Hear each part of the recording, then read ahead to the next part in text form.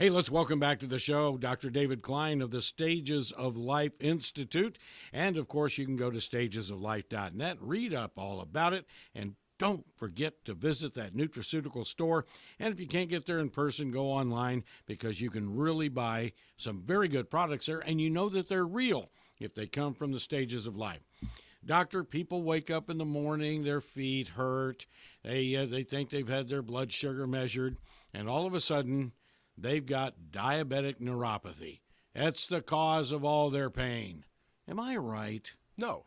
No, you're not right. Whoa. But if you believe the commercials on TV, you might be right. That's right. Well, the fact is, okay, that a lot of people have diabetes, and a lot of people have foot pain. Okay, but it's shocking the number of people that come to my office being told that they have diabetic neuropathy when they don't have diabetes. Okay, so go figure this one out. So true enough, your feet hurt, but there are many causes of foot pain that are not diabetic in nature, that are not neuropathic in nature, and you have to figure this one out. Well, for starters, what is neuropathy? Okay, you got to know that before you worry about why your feet are hurting. Neuropathy is simply a doctor word. You know, if you use these sorts of words, you can charge more. Well-known fact. Okay, so neuropathy means pathology involving the nerve. It doesn't mean nerve pain.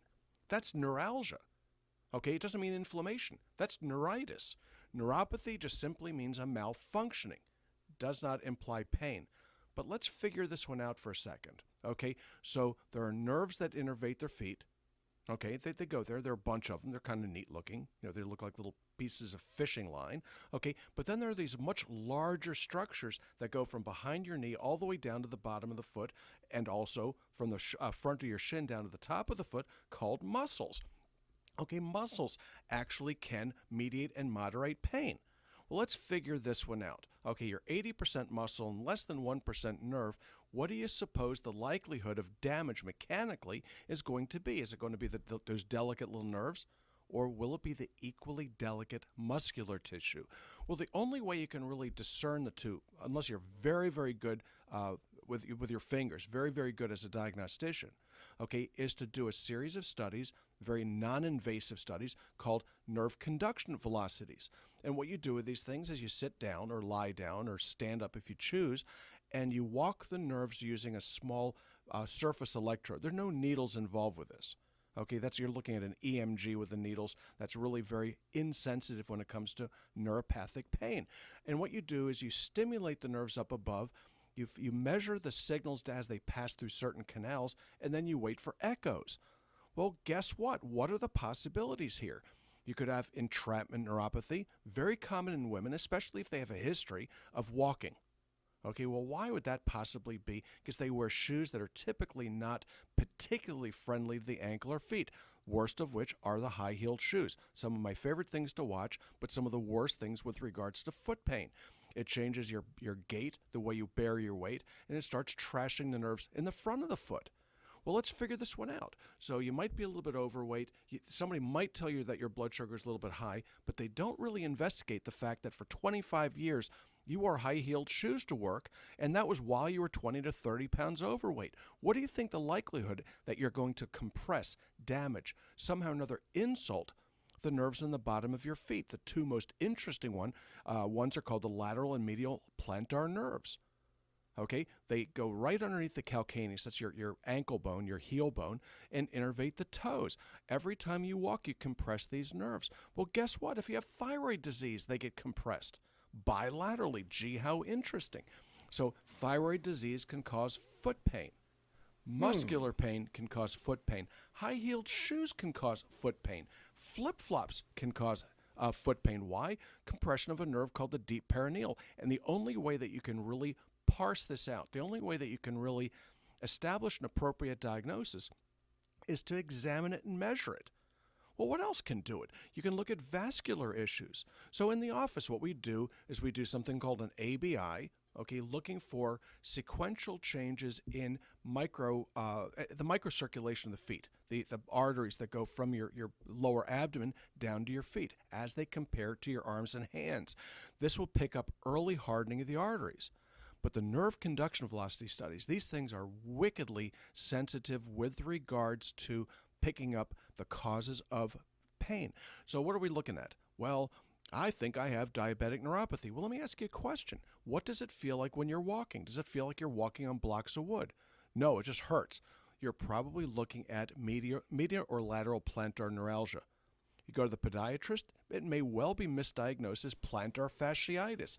Oh, good for you. They stuck needles in your ankles. They hurt like the dickens if it's done improperly, and didn't fix it anyway. So now you have diabetic neuropathy because the podiatrist couldn't fix it.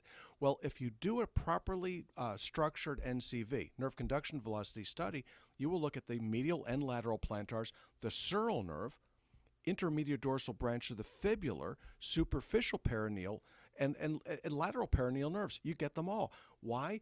Because if you twisted your ankle 20 years ago, this thing will pick it up. If you ended up stepping into a hole 6 weeks ago, it will pick it up. And you know something else that's kind of neat about this? If you have disc disease in the back, it'll differentiate the pain you're having in your feet from back pathology.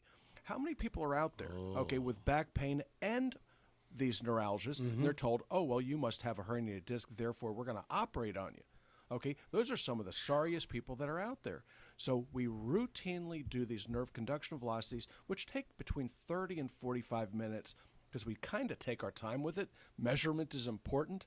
Okay, so there's a little bit of a pedantic nature about this. You can rush your way through it in 20 minutes, but we don't like to do that. But this gives you the data that you need before you make life-changing decisions, like whether or not you're going to have surgery.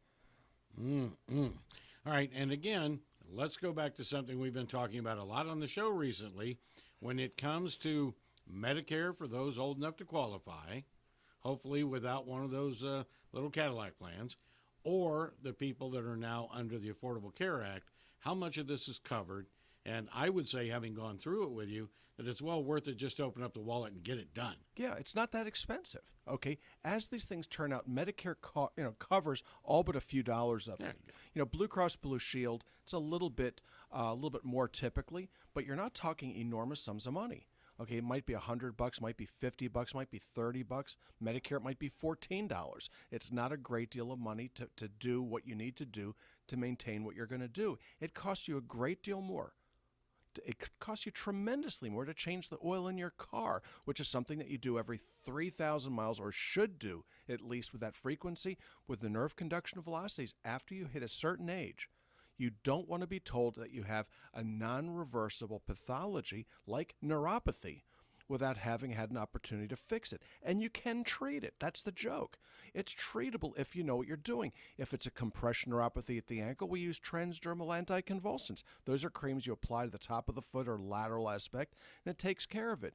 Certain of the neuropathies are done well with anticonvulsants taken orally. There's some that you take vitamins for crying out loud. We pick up B12 deficiency with these things all day long. It's very interesting how this thing works.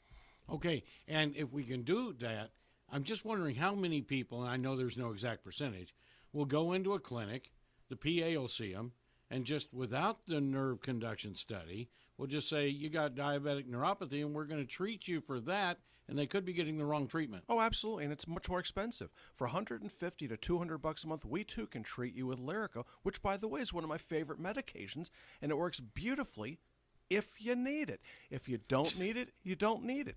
But what's neat about the NCVs, the studies, is that when we do treat people and then you come back and repeat them sequentially, and we like to do it about every 6 months, you'll see improvement if the medication regimen is appropriate. And having had that done, it seems to me like you have to have somebody who is totally trained in that discipline. You betcha. Well, we didn't have to hold you down, okay, but it's not the most comfortable thing in the world, but it's really not all that bad. It's like somebody taking a reflex hammer and tapping your funny bone. Okay, well, big deal. I don't think that that's going to really cause anybody a great deal of consternation. But the fact of the matter is that it's very, very little money. It's covered by essentially all insurances. Okay, it's just the way these things work. But not only does it give you peace of mind, but it gives you the diagnosis necessary in order to initiate thoughtful, meaningful, and effective therapy. Why in the world would you want to waste your time, which, by the way, every day is a diminution in what your life expectancy is. Every day that this stuff is allowed to go on, it gets that much worse if you don't know what you're doing. And what do you have to look forward to? More pain? Well, good for you. This study takes no time at all. We can get people in, get the studies done. I interpret them myself. I have a technician, actually another doctor, believe it or not, that does the studies for us. He's there in the office. That's all he does all day long is hook people up to the machine, do what he needs to do. I get the data later on that night and interpret it. From there, we initiate therapy and do what needs to be done. And again, it's a service that is like so many other services that you provide at Stages of Life. It's done right under your roof. I don't have to get a referral to go across town and waste more time. No, and I've lectured internationally on this topic. I used to teach doctors to do this, which is what we did with Dr. May, who's our doctor in the office, other doctor in the office now. So, I've gone all over the country and abroad teaching this particular study. And it's fun. It's very, very entertaining to see people come in with one diagnosis and walk out with something entirely different and a new lease on life. All right. And we have with us somebody who's got terrible foot pain right now, but it has nothing to do with neuropathy. But it's getting so much better. You can give us a call at 407-679-3337, and you can also find us on the web at stagesoflife.net. We're also on Facebook at Stages of Life Medical Institute. Just like us there.